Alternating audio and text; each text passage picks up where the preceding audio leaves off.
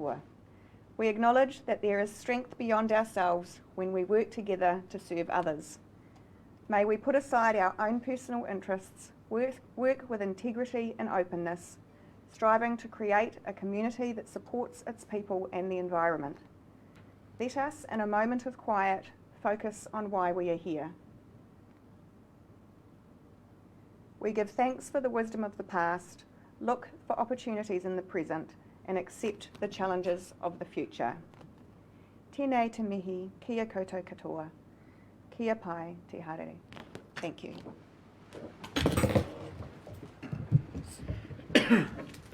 Welcome everybody to our council meeting today, and just wish to advise that of course we are being live streamed today.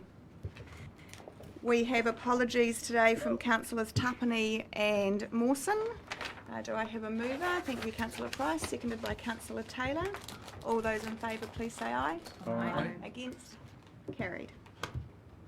Do we have any conflicts of interest? No? Very good. We have no public forum today. Announcements by the Mayor. I would just like to take a moment to acknowledge the passing this week of Isabel Mugen, a very valued member of our community. Isabel was much loved for her work as a teacher throughout several Napier schools, and of course probably most well known for her role as the chair of the Ahuriri Estuary Protection Society since its inception up until last year, so a pretty amazing achievement there and dedication.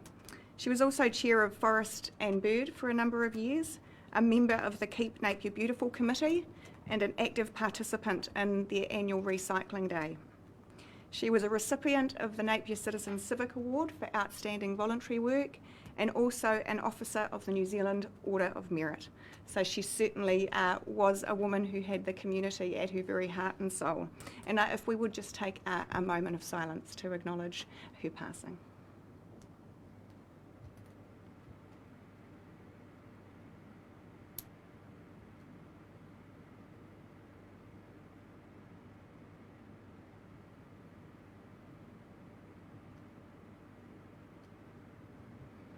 Thank you.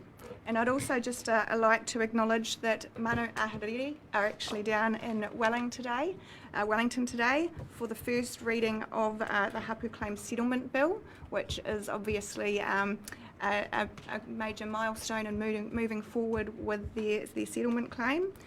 It will be actually televised at 3 p.m. and can be seen live on Parliament New Zealand TV for anybody that would like to see that, and we have Morihu Te Tomo down there from Council supporting them for their reading today, and obviously a number of other local tangata whenua are down there supporting them for that. And I'd now call on any management comments, announcements.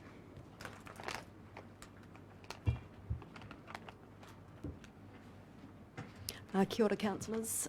Through the Mayor, I just thought I'd give the Council a bit of an update on the coronavirus pandemic. You've all received updates come via the Civil Defence Emergency Management Group, so I'm aware everyone's up to speed. But in terms of our Council response, in terms of the 4 Rs readiness or reduction, readiness, response and recovery, we're sort of in the readiness phase. All the business units are preparing their business continuity plans, their BCPs, getting them up to speed, as well as pulling together a pandemic response plan which will deal with sick leave, self-isolation and those sort of matters within the organisation, as well as identifying essential services and priority areas for action should we enter into the response phase. So we will continue to keep you updated.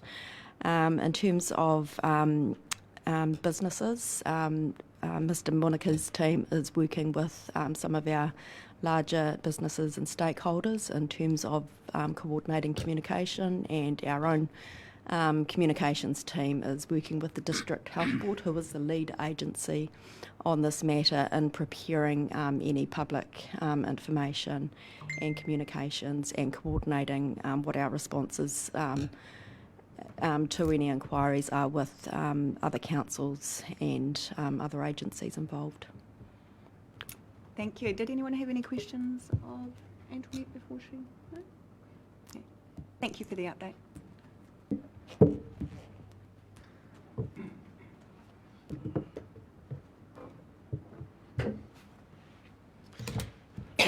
Morena, everyone.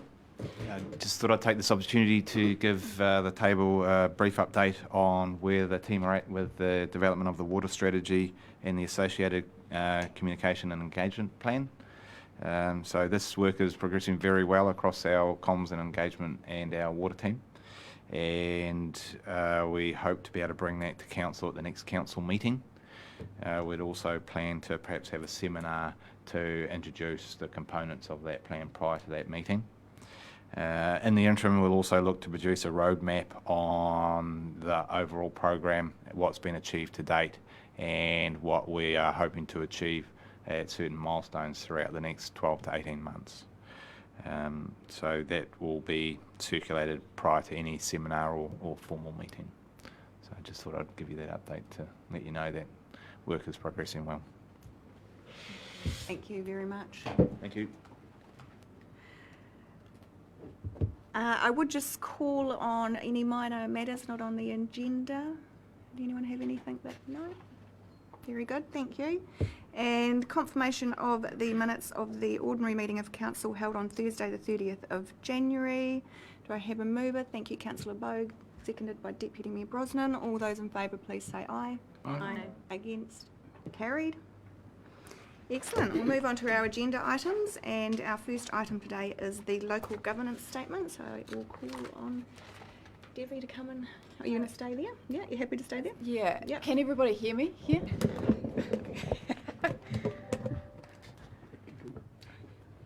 Thank you. Good morning, everyone. Right. So the local governance statement is the last for the moment of the mandatory documents that are required post-election.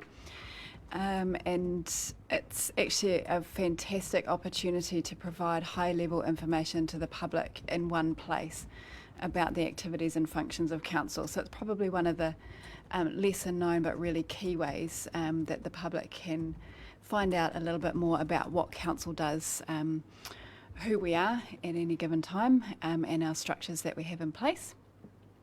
You'll see in the report that it's very strongly guided by the Local Government Act. It's very clear as to what has to be included in there.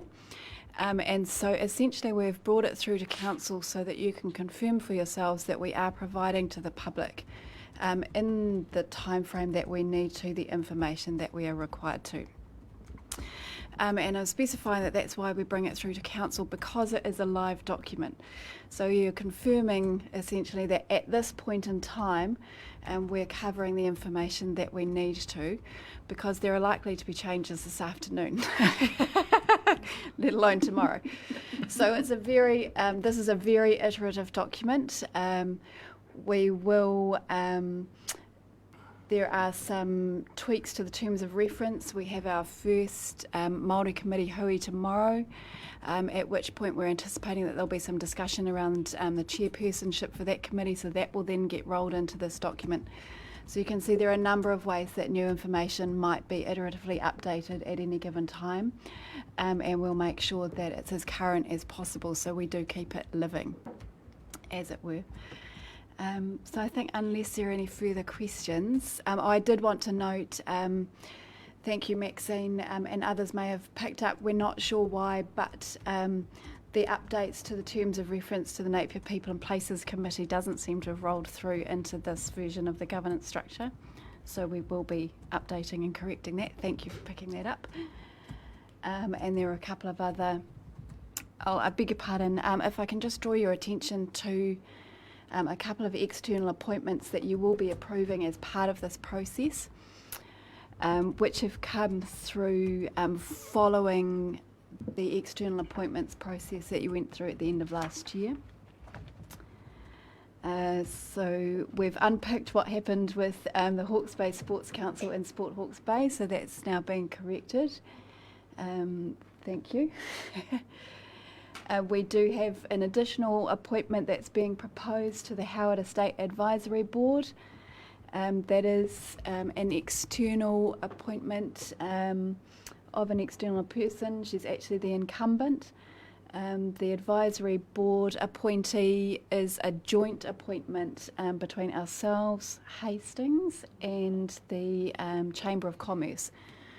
Hastings and I believe the Chamber of Commerce have already ratified that they're comfortable, and the board themselves are really happy with Michelle's contribution over her term so far.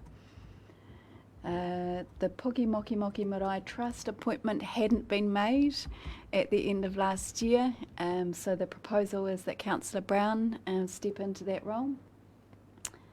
And there's been a further additional appointment that was added or that we became aware of at the beginning of this calendar year to Te Matua Maui Trust, and it's proposed that former Mayor Barbara Arnott step into that role. Thank you. So, thank you. Do we have any questions of Debbie? Just a slight amendment, Debbie. I think the management structure on page 39 also may need amendment to obviously our top role being vacant now. Thank you. So you, Madam Chair, just to follow up on that, are we going to go through that document? Because there's a number of items that need to be amended through the structured document report. Through the structure? Yeah.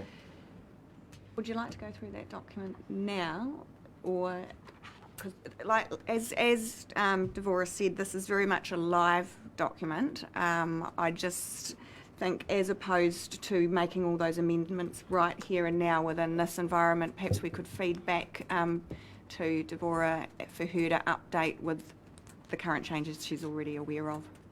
Okay, so further back to these recommendations here, do we actually see the trust deeds or the terms of reference for these appointees? They are all held on file. They are now, yes. So very welcome to request, and we can pull those out for you. Yeah. Thank you. So with those two particular appointments, they actually only came to our attention quite recently. So there's been a bit of tidying up there with regards to getting that. Yeah. Councillor Price. I on the management structure chart, where does Charles sit on that? He's not in there? I was just wondering because he's... Whether You he's said- part of the Yeah. senior leadership team? We can come back to you on that one. Okay. Councillor Bowen. Just a question about the portfolios.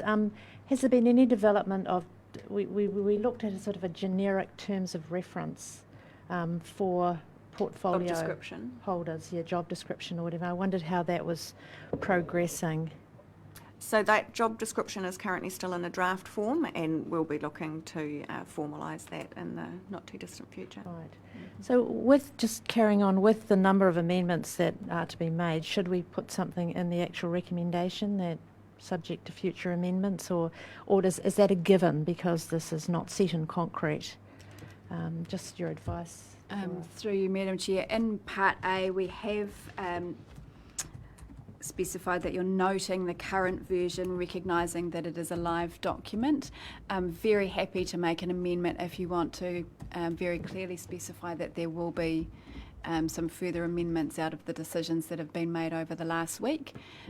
From our perspective, I believe that probably covers enough, but very happy to be guided if you want further specificity there. That's no problem at all. Just for sake of clarity, maybe it might be for people who look at this and aren't aware that it can be changed at any stage. Not quite sure of the wording. Perhaps we could add, through you, Madam Mayor. Perhaps we could add a short note into the end of Part A there. So we have note the current version of the local governance statement, recognising that it is a live document which will be maintained over the triennium, and recent amendments will be made, well, they actually have to be made this afternoon, so that there will be a number of amendments made on the 12th of March. Can I just suggest make it a bit more general than that? So it is a live document which will be maintained over the triennium and amended where appropriate. Sure. Because we don't want to be tied in just to changes that have been made over the last week, if that's appropriate. Very happy with that. Thank you, Councillor Bogue. Thank you. Are there any further questions? Oh, yeah. Who would like to, I'll put the motion and move the motion. Thank you, Councillor Crystal. Seconded by Councillor Bogue. Thank you. Would you like to talk to the paper, Councillor Crystal? No, I think it's all pretty No? obvious. No? Councillor Bogue? No, just that it's a very comprehensive document. It's great to have it all there. Thank you for all the work that's been done putting it together, and, you know, look forward to seeing this as, you know, a significant description of who we are and what we're doing. Thank you. Deputy Mayor Brosnan. Thank you. I just wanted to speak briefly to page 14. I'd just like to draw councillors' attention. I think we had discussed in a previous meeting having a list of all council's bylaws, when they were made, when they are due for review, and just wanted to draw councillors' attention if they had read past that provides quite a good summary of where we're at with those. Thank you. Yeah, there's a couple of corrections or updates that are needed in that list as well. Feel free.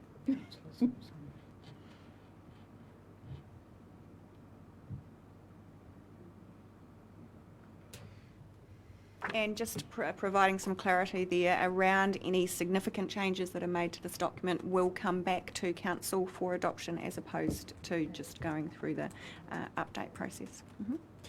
So through you, Madam Chair, whether it's correct process or not, but I've got a list of items here, so would you like me just to simply forward that list to governance to have a look at any adjustments, or? Are there any of significance that you think need to be brought to councillors' attention? Well, mainly it's just around some of the changes in appointments. There's a couple of appointments there that are no longer in place. There's some issues around some of the bylaws, around date timings. There's some questions around, or some matters around the governance structure around specialist committees. But again, it's just really around the document is not up to date, as opposed to you know. Yeah. So how do you want to And I address think those? a number of those items you've mentioned actually sit within other documents that have already been adopted, and which have been pulled through into this, so it would be making sure they're aligned.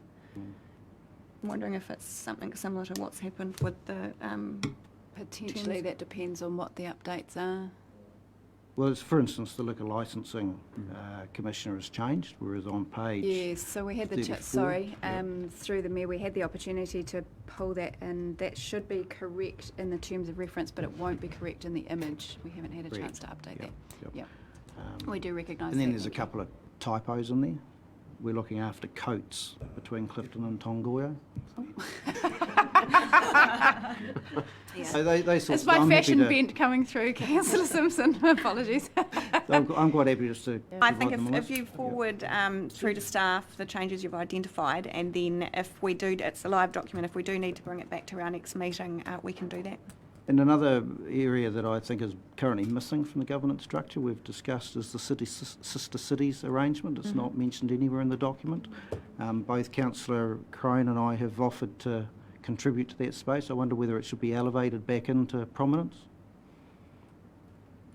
We'll make a note of that to look at pulling that through. Thank you. Councillor Brown. I just wanted to make a comment around it. It is such a great document that covers off a lot of what we do, and I wondered, I suppose it's not particularly digestible because it is a large document, but I wondered if there's a way that we could celebrate the document and get it out into the public more. It's a bit of a balance.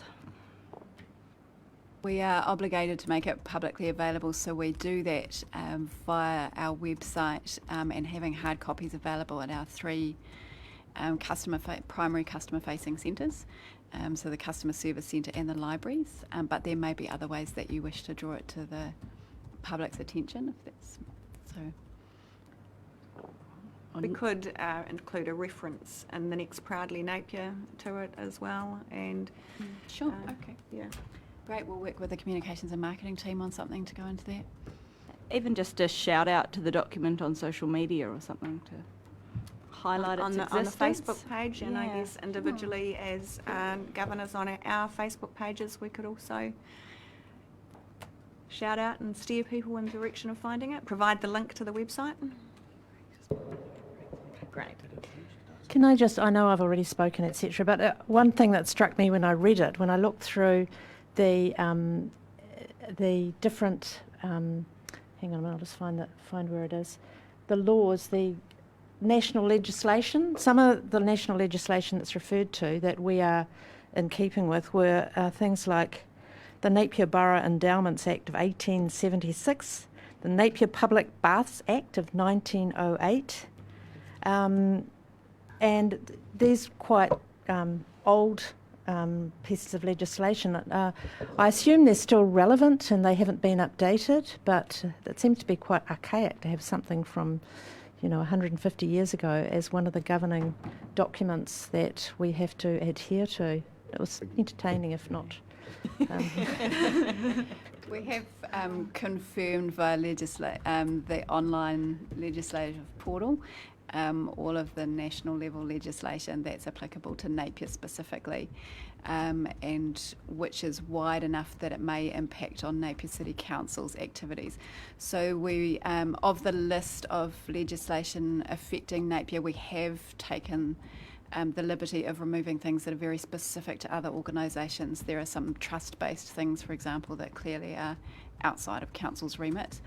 But otherwise, regardless of age, we have included it for fullness. Thank you. There being no further debate, I will put the motion. All those in favour, please say aye. Aye. Against? Carried. Our next agenda item is the Hawke's Bay Museums Trust Statement of Intent and Financial Reporting. Darren, if you wanted to speak to that. Through the Mayor. So we receive a copy of in the report is a copy of the 6 month to the end of December from the Museum Trust, and as well they provided their statement of intent for the following year. So Chris is here and obviously has a deeper understanding of the financials, but the requirement under legislation is for the Hawke's Bay Museum Trust to provide the statement of intent for Council's feedback, and they've got a set period to do that, so we've got about the next month to undertake that review and for any feedback which can be incorporated either today or going back to the Museum Trust for incorporation. It really needs to be adopted by Council if there's any further comment required after today. But I can pass over to Chris for further comment around the financials. Thank you. The councillors have any questions of Chris? It all looked quite straightforward to me. There was nothing that stuck out as being out of line. No? Councillor Wright. Not so much, but just if you look at Richard Grant's letter from the Chairman, it does explain that we haven't made any major adjustments due to the fact of the ongoing work of the Hawke's Bay Museum's Joint Working Trust, so they're kind of working together, and there's a lot of work happening in that space, so it's more of a steady the ship sort of statement of intent, just carrying on while the other work is going on over here. Thank you for that update. Deputy Mayor. Chris, is there anything you think we need to note in those financial reports? Similar to the Mayor, nothing stuck out to me, but I don't have the accountancy brain necessarily. It's an interesting set of accounts in that the number of lines in these reports are actually far more than the number of transactions that go through the trust. It makes it look more complicated than it is. But no, it's very much a steady as it goes report. Thank you. Okay. Do I have a mover for the, thank you, Councillor Wright, seconded by Councillor Crown. Would you like to speak to the paper at all, Councillor Wright? No, it is very straightforward, and it's just we're sort of in a bit of a holding pattern while the work goes on with that Hawke's Bay Joint Museums Working Trust. So, and hopefully we'll have some some good recommendations coming out from that group to you in the near future. Councillor Crown? No? There being no further debate or discussion, I'll put the motion. All those in favour, please say aye. Aye. Against? Carried. Moving on to the joint committee meetings for the Omarunui Refuse Landfill and Clifton to Tangoio Coastal Hazards Strategy. I would like to take a moment to congratulate, although he is absent today, Councillor Tapani on his appointment as the Deputy Chair of the Omarunui Refuse Landfill Committee. And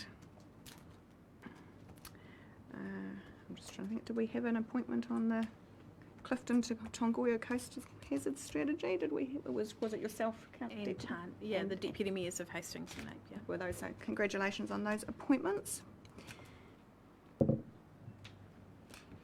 Did we have anyone talking to those papers at all, or would the committee members like to give us any sort of update on those meetings? No? I'm happy just to give a brief update on the coastal hazard work. So returning councillors will be aware, and possibly new councillors as well, that the working group for coastal hazards got to a decision point where it stopped last term, being around the contribution to a contributory fund from the relevant councils.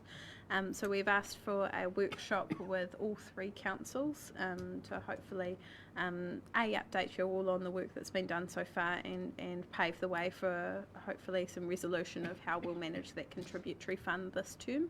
That was scheduled, I think, for last week, but with the passing of Sandra's mother, that's been pushed out, so we're working on a new date now, and there'll also be an update paper on the coastal hazards coming to my next committee in a couple of weeks' time. Thank you. Councillor Bowes. Just a question. I appreciate that these the minutes of the Omarunui Refuse Landfill Joint Committee are not ours to tamper with in any way, but there was something that jumped out at me on page 121 when it says halfway down election of Deputy Chair, Councillor Tapine was nominated as Chair by Councillor Redstone and seconded by Councillor McGrath. I think they've omitted the word Deputy Chair there because the Chair is obviously Sure, Councillor Redstone, so perhaps when you do confirm those minutes you might point that out. Feed that back. Thank you, Councillor Bogue. If there's no further questions, I'll ask for someone to move that agenda item. Thank you, Councillor McGrath and Deputy Mayor Brosnan. Would either of you wish to make any further comments? Oh, just through the chair, I'm new to the committee out there, but one thing I would just like to say is there's a cost to producing rubbish for a city, and the cost tends to go up, not down. So just think about what you purchase and how you dispose of it. Very good. Thank you, Councillor McGrath. Being no further discussion, I'll put the motion. All those in favour, please say aye. Aye. Against? Carried. Item 4, we have actions from previous meetings. As opposed to going through each item individually, I'll just open the floor to anyone who, if you have any specific questions. Yes, Deputy Mayor Brosnan. I had two items that I was wondering if we could see where they're at with their response. The first is the time frame for the dechlorinated station, water station, and the second is the refurb cost of the civic building was going to be circulated as well. If we wouldn't mind an update on both of those. Thank you.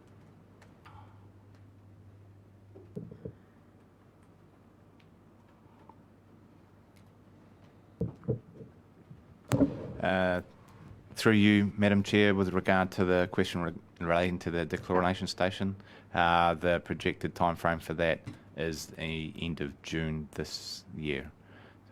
We're working through some of the consenting matters and so on and so forth, but that is the timeframe. Have you landed on a preferred site? The site that has been identified is immediately north of the aquarium. Thank you. It saves some of the logistics around parking and other work that we had to put in place for the initial station. Yep. Very central. That's right. Thank you. Thank you. And through the Mayor, just in relation to your question in the costs of the civic building, so there's a working party, as you're aware, being established for the future work and the thinking around that particular master project. there's a paper also being developed at the moment with information that will be provided back to council, and some of that information will be included in that future paper. Okay, thank you. Councillor Bogue. Just a question through you, Madam Mayor, about the last item, Prosperous Napier, the officers to refine the policy. It doesn't say what policy. I'm just wondering if I could find out what policy they're refining, because I can't remember that item. That's the council organisation remuneration policy that's being brought back through today. The refinements have been made, and I think it was updated to the hub separately as a document. So apologies for the lack of clarity in the actions, but it should be sorted today as long as you're happy with the updates. Yeah. Do I have a mover for actions? Thank you, Councillor. Was that a hand up, Councillor Taylor? It was, yes. Seconded by Councillor Bogue. Has everyone gone to sleep? I will put the motion. All those in favour, please say aye. Aye. Against? Carried. So we'll now move on to the reports and recommendations from the standing committees.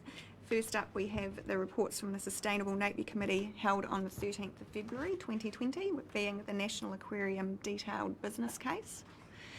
Now, there has been some further conversation that we would like to have around this particular item, so I'll open the floor to discussion.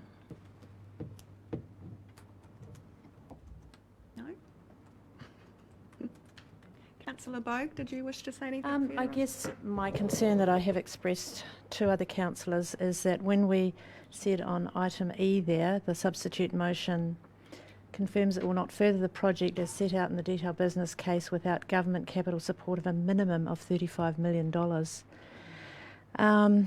It seems to me that that's really setting the bar extremely high, and it may mean that doors that might have been opened, should that the wording have been perhaps up to $35 million, doors that might have been opened with central government may not be open with the magnitude of that amount that we're asking for. So I guess I just wanted to see if people are comfortable with that. The ramifications we don't know as yet, but it could be that this doesn't go very far with central government when we're asking for a minimum of that amount of money. So I just wanted to know, are people comfortable with that? And if so, we go ahead with that. So are you foreshadowing a potential amendment to the resolution should it be supported by the... I'd rather have the discussion first. No, and I'm see going to how suggest people we just feel. have a discussion first, but just highlighting that this could potentially be an amendment to the resolution as it stands. Yeah. Perhaps a highlight, the motion might be of, I don't know if you want to put a figure on it or up to. I think 35. we'll have a discussion first and then yeah. So Councillor Wright, yeah. I'm very comfortable with the resolution that we got to because of the overall cost of the project. I felt that we clearly understood without that level of government support that the project would not fly. And I guess the reason for that is because of if we don't get that from the government, I don't believe it indicates that they support the facility as a national aquarium and a national site of significance. And I don't think the public would find the ongoing project palatable without that level of support. So I'm very comfortable with our current recommendation. Thank you. Councillor Taylor. Yeah, I'm quite comfortable with it because I like Councillor Wright. With a minimum, it doesn't actually stipulate where that central government funding would come from. There may be a number of organisations which could contribute, but with the overall cost, there's still a balance that could be raised from other than central government agencies. So, I mean, like Councillor Wright, if the government's not prepared to put their hand up to that level, then it's not going to attract the contributions from other non-central government agencies. And we've made a commitment of what our total amount is, and subject to the other support from central or non-central government agencies, it won't fly. So I'm quite comfortable where it sits at the moment. Councillor Simpson. Through you, Madam Chair, while I appreciate what Councillor Wright and Councillor Taylor have just said, I think the risk with such a definitive recommendation is it actually caveats any possibility for people to come back with a variation or another option as to how the funding can be achieved. We've set it very high. We've already determined that our contribution is capped, so therefore they're not coming to look to us for more money. But I think we need to be very careful that we don't limit the people who will go and attract funding to the fact that if they haven't achieved that 35 million from government, it's over. I think we need to be able to provide them the flexibility to come back and say, well, actually, there's another funding model that we can offer up that still achieves the financial expectations through the business case, but it may not be specifically 35 million from central government.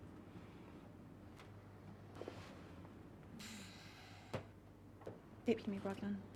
Yeah, I appreciate everything that's been said, and I think the intention around bullet point E, when we included that in bullet point 3, in E, that the conversation with government be brought back to council along with recommendations on the next step, was really trying to foreshadow a situation that Councillor Simpson describes. So if it would provide clarity to the resolution, I would be happy to foreshadow an amendment that we remove that bullet point 3 and make that a new F, and it reads something along the lines of: note, should the matters in E not be met, conversations with government will be reported back, along with a decision gateway for council on next steps, or something along those lines, which was the intention of that bullet point E. I'm not sure how that sits with council, but that is up for discussion if it would give it more clarity. We see it up there. Sorry, could we just have that paraphrased again for the minute-taking purposes? Yeah, not a problem. So just for discussion purposes, not being moved. So it would be the removal of bullet point 3 under E, and it would be replaced with a new F.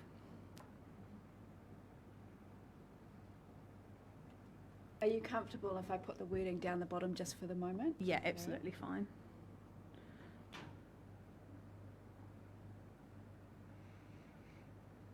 There's a So bit it's of a delay That's with the system. fine. Note, should the matters in E not be met, conversations with government will be reported back to council as a decision gateway on next steps. To be workshopped, just noted that down, but around, I suppose the purpose of that is giving clarity to the fact that if E is not met, then we have a decision gateway.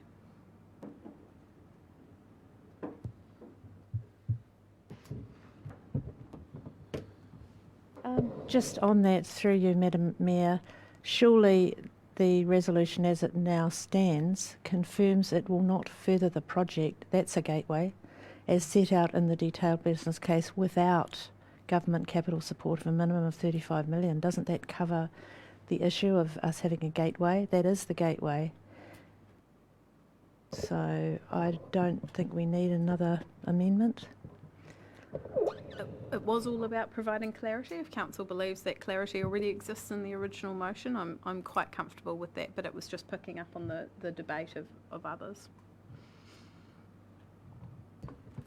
I think that does provide further clarity, just to ensure that the nervousness around the potential restrictive nature of point E can be covered off by that update.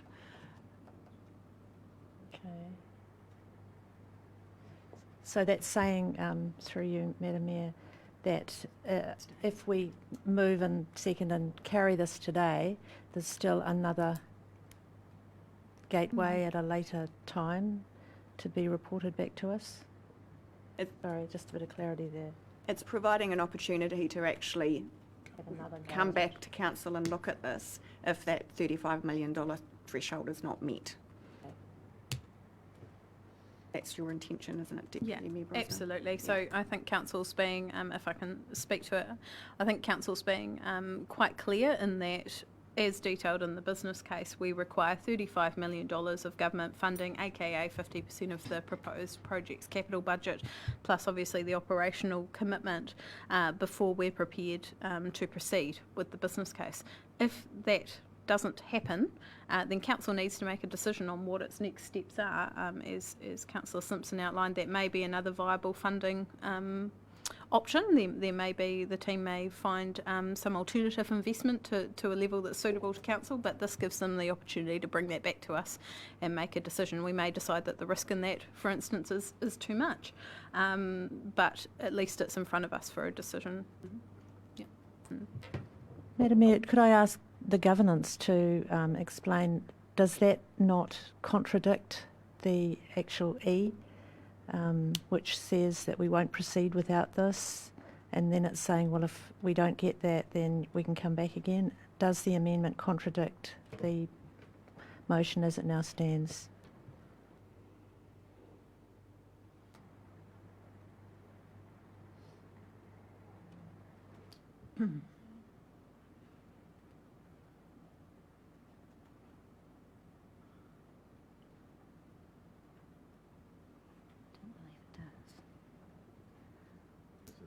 I don't believe it does, because I think it does simply provide us with another opportunity to actually decide on the next steps, whether that might be that we simply do not proceed at all, or whether there's other opportunities within the detailed business case that could be relooked at, or whether there's opportunities to engage with other stakeholders.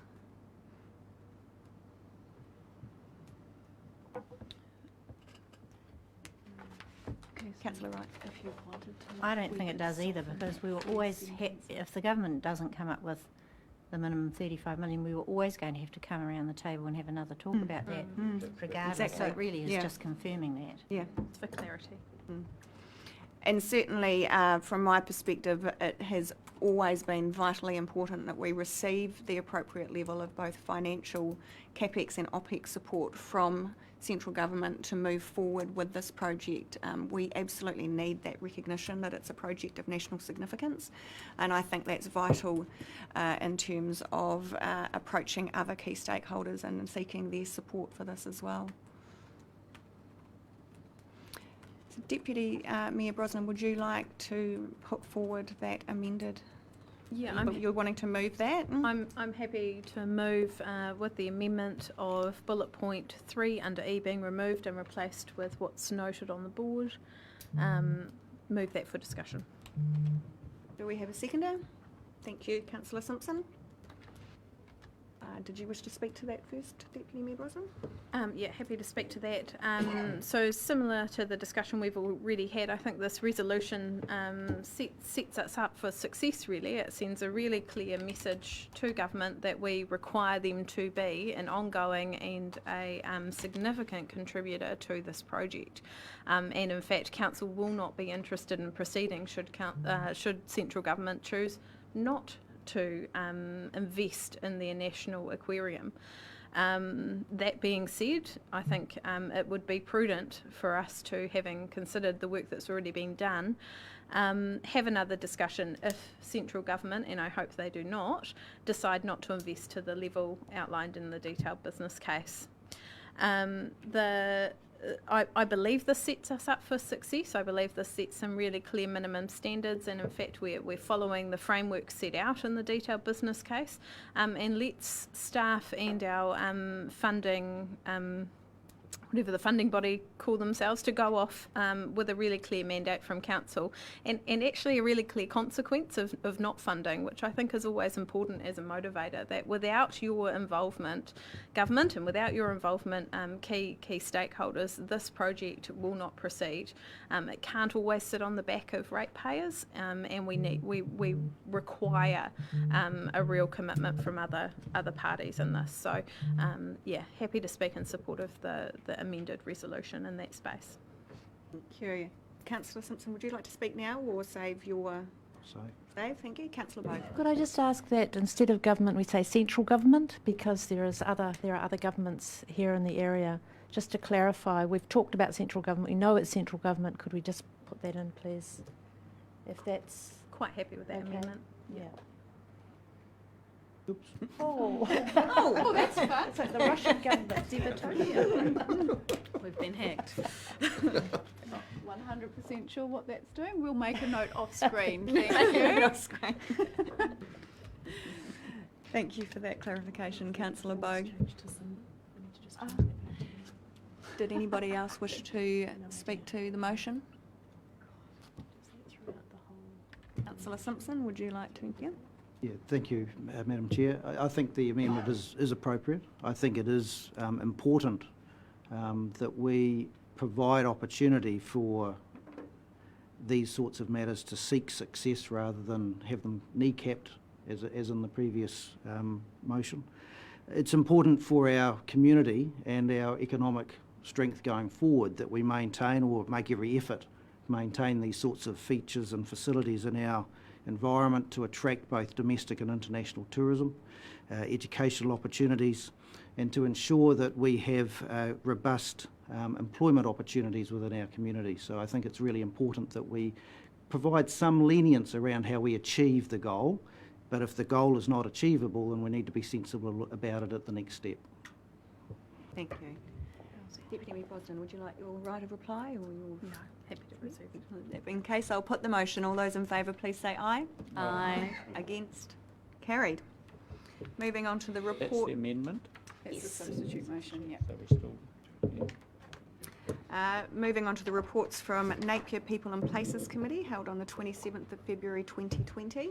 Now, if everybody's happy for me to move through these so that we can adopt them as a group, if there is anything that you would like to debate separately, please just let me know.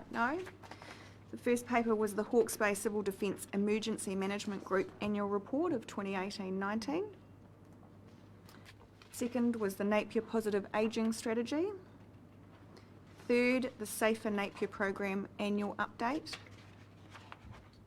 Fourth, the Napier Social Monitor Report 2019.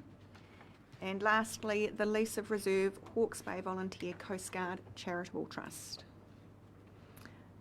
If there's no discussion of any of those papers, could I ask for a mover? Thank you, Councillor Wright, seconded by Councillor Bogue.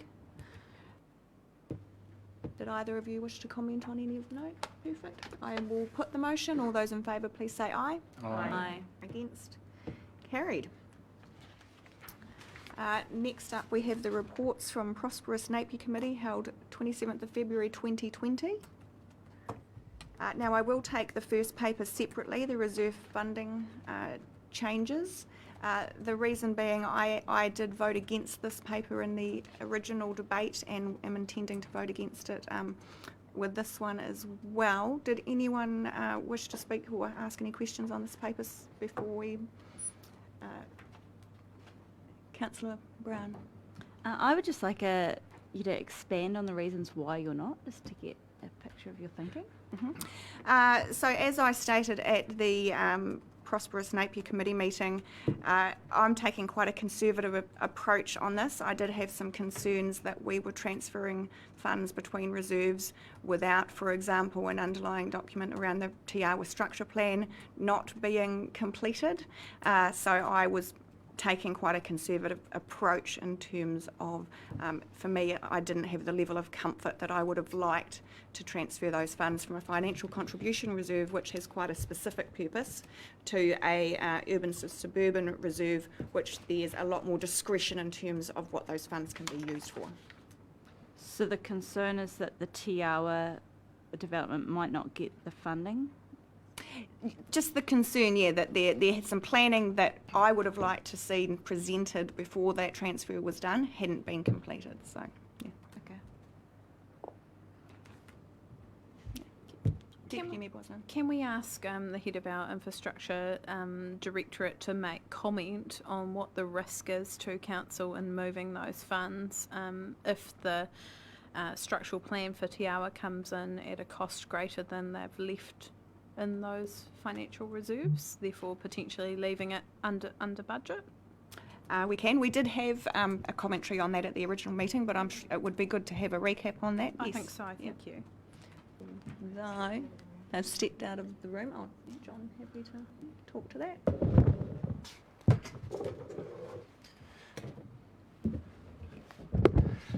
Through you, Madam Chair, with regard to the Te Awa structure plan, that was completed some time ago, but we do have an intention to review that document in terms of the order of development within it and perhaps the cost makeup of assets required to be constructed by developers and by council to service that area, and what is a reasonable cost sharing arrangement within that. With regard to the specific question asked by Councillor Brosnan, I would have to take that away and work that up, because that requires a bit more of a detailed answer than what I'm able to give you off the top of my head today.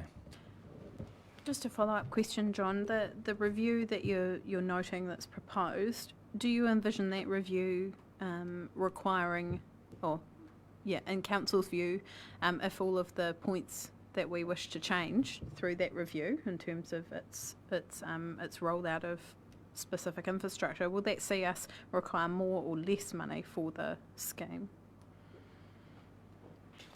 That is a good question, through you, Madam Chair. Part of that review requires our stormwater model to be able to tell us whether the current structure plan has a surplus of assets in it or not. So with that, I specifically refer to our cross-country drum pump station and whether there's capacity within that asset to meet the requirements of stormwater conveyance and disposal, and not require another stormwater pump station to be created at the pond within Te Awa. That pond has a significant value, not the pond, that structure plan identifies the need for another pump station of equivalent size to the cross-country drying pump station at many millions of dollars. So there is a potential that through that work we'll identify less assets and less cost associated with it.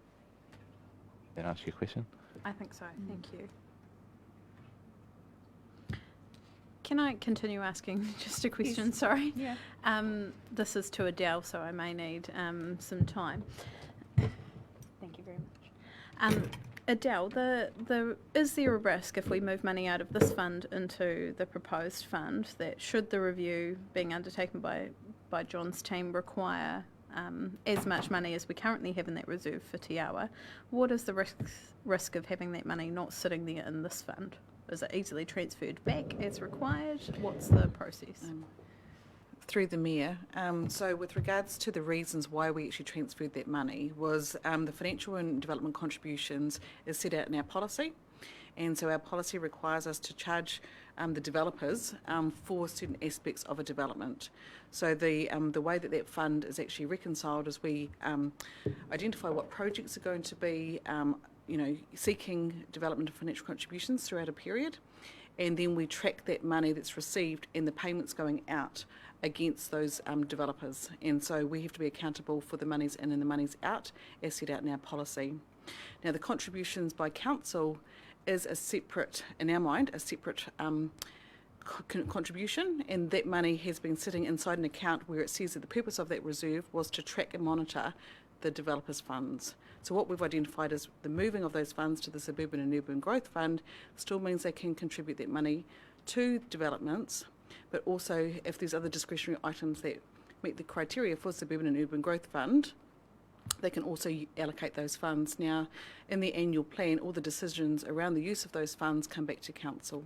So the risk will be if council as a whole determine to use those funds in any other manner, but they do have that discretion and can still continue to contribute for these types of projects, as John's identified. So, sorry if you don't mind, I continue asking some questions. Would it not be appropriate that any funds council has flagged as needing as its contribution to, say, the Te Awa funds, council's component of that be put in a separate account that couldn't be used for council as discretionary funding but is flagged for the development as it was set aside for? Through the Mayor, that is able to be discussed by council, and yes, we can set up separate reserves with special purposes. But that's not what you're proposing in this paper. What we'd proposed was to bring the funding out so that we've separately identified, as per the requirements around that fund, for the financial and development contributions to be separately identified. We've got it going into the Suburban and Urban Growth Fund. Council can then move it from that particular fund into a separate fund if it desires. Could we not move it directly from this fund into a tagged fund for the purpose it was originally set aside? No, through the Mayor. So that fund initially wasn't specifically identified for Te Awa either. So it was just funding coming in as a contribution to development across the city. It wasn't separately identified for Te Awa. So can I suggest that obviously any allocations out of the Suburban Urban Fund must come back to council decisions anyway, and if there is any desire for those funds to be tagged into a reserve with more specific purposes, we could actually bring that back to council as well and do that transfer at a future date. Yeah, I think that would be really prudent, especially to line that up with the review that John's referring to, so we know what our budget allocations should look like for specific developments and set that money aside. Mm-hmm.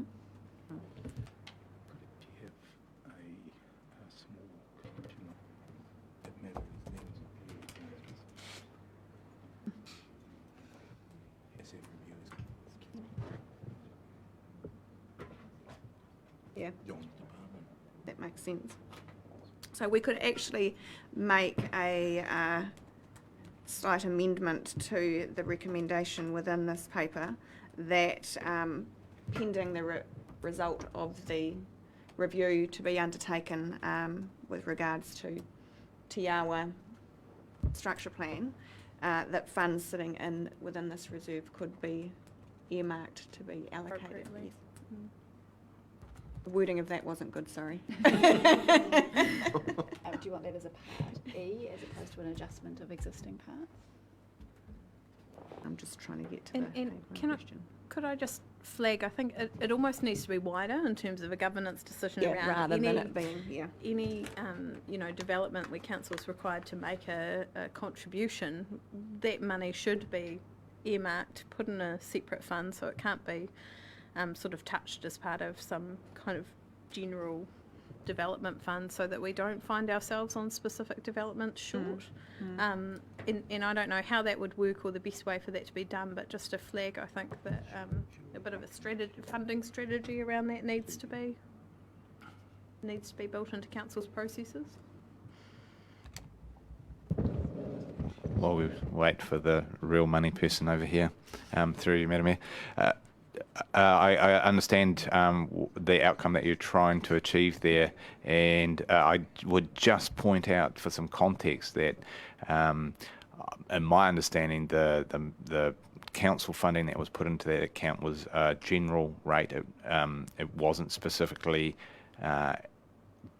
collected for Te Awa, and so the money or the cash that we might have to put in dedicated reserve funds for development is probably not going to meet the financial requirement of our council's contribution to that work. So by and large, a lot of that work, while it might have some funding in a reserve, would probably be loan funded to meet our obligation. Is that a fair statement?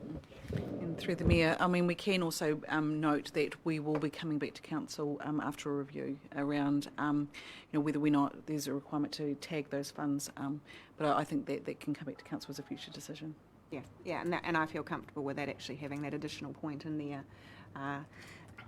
that yes, these were rates funded contributions to the financial development reserve. However, they were based on a set of structure plans that had detail behind them at the time, and again, just reiterating, that's where my discomfort lies when we're about to do a review of that structure plan. I will just hate to see us caught short by having those funds used rapidly for other things.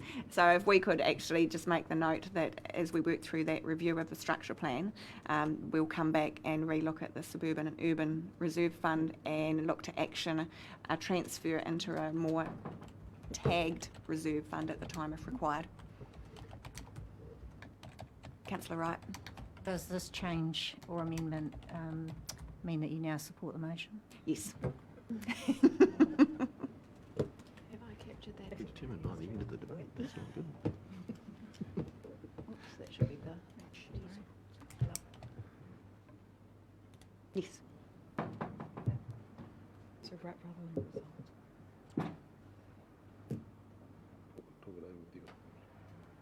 Yeah. Yeah. Just get it right. Yeah. But all just introducing time. It's very sensitive. So maybe if we just get rid of the results. So this bit here, so no- Subject to a review? Yeah, no, no, it's not the review, it's basically the Tagawa structure plan, so it's should we do the next page? Yeah. Yeah, we'll go back to council, which one? Thank you. Yeah, for subsequent funding allocation. Thank you. Are there any further questions around that before we? Do we have a mover of the item? Thank you, Councillor Wright, seconded by Councillor Brown. Did either of you wish to speak to that? No? I'll put the motion. All those in favour, please say aye. Aye. Against? Carried. Thank you. Okay. Moving through to, and we will take all of these individually actually, because there's a decision of council in here, and then we may wish to have a brief discussion on item 4. So item 2 was the Hawke's Bay Airport Limited half-year report to 31 December 2019. Do I have a mover? Move. Thank you, Councillor Taylor, seconded by Councillor Crown. Did you wish to speak to that? Can I? Okay, I'll put the motion. All those in favour, please say aye. Aye. Against? Carried. Item 3 was a decision of council. Item 4 was the policy around council organisation appointments and remuneration, where we had asked for a review of some of the wording. The amended policy has come through as a separate attachment, and we have had the reference to someone having to have intellectual ability removed as a criteria for. So, and the other change was around a code of conduct or conflict of interest removal. Yes, if you wanted to just give an update. Sure. Yeah. So as the Mayor has mentioned, and through you, Madam Chair, we understood, as I wasn't present at the committee, but the feedback was that there were 2 areas that needed to be updated and addressed. The first, obviously, was around the required skills and experience. So you'll see that in the updated policy that you've had access to, that we've actually removed the reference to a variety of turnover. So we've incorporated the skills and experience into one lot, but with the note that the higher the turnover or level of complexity of the council organisation that the appointee is involved with, the more emphasis should be placed on the level of experience and comfort with matters of complexity. So just sort of touching on it through that route. And the second was in relation to a quote which had some rather old-fashioned wording. So we have replaced that with the sentence that all directors are appointed by council and may be dismissed by council for breaches of this code. So removing the phrase "at the pleasure of," which is slightly unusual these days. So yeah. Thank you. Do we have any questions of Deborah? No? Do I have someone who'd like to move the paper? Happy to move back to the original, like if they're happy with that, to then actually adopt it, you know, Oh, because we laid it on the table. It was laid on the Just table. got that up. So I've got the original. Great, thank you.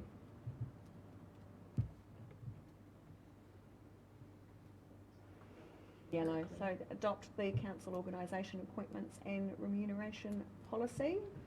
Yep, happy to move it now. Councillor Taylor, thank you. Seconded by Councillor Brown. Councillor Simpson, you look like you're wanting to say something. I do want to speak to the paper.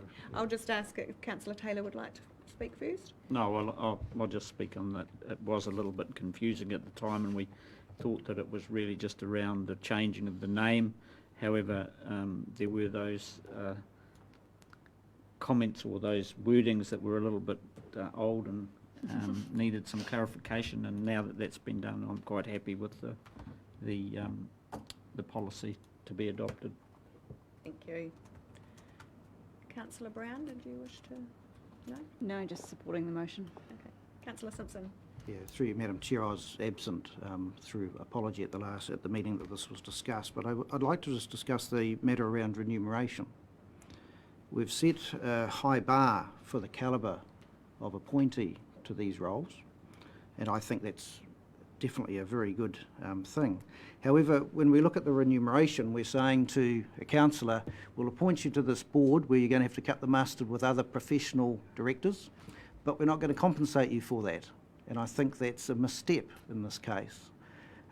Because, let's put it this way, if I was approached, I'd be saying, no thanks, I'll go down the road and get $400 a day for another board.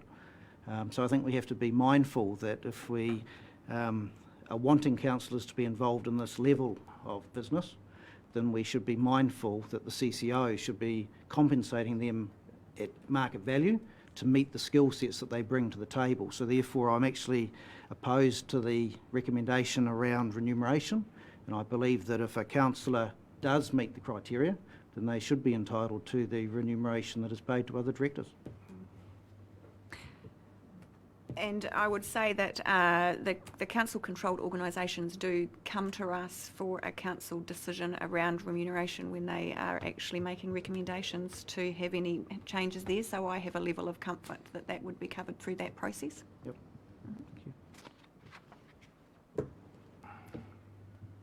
If there's no further discussion or debate, I will put the motion. All those in favour, please say aye. Aye. Against? Carried. And that brings us to reports under Delegated Authority. And again, I will take the three items here as one, or just yell out if you'd like anything to be taken individually. But we have the tenders let,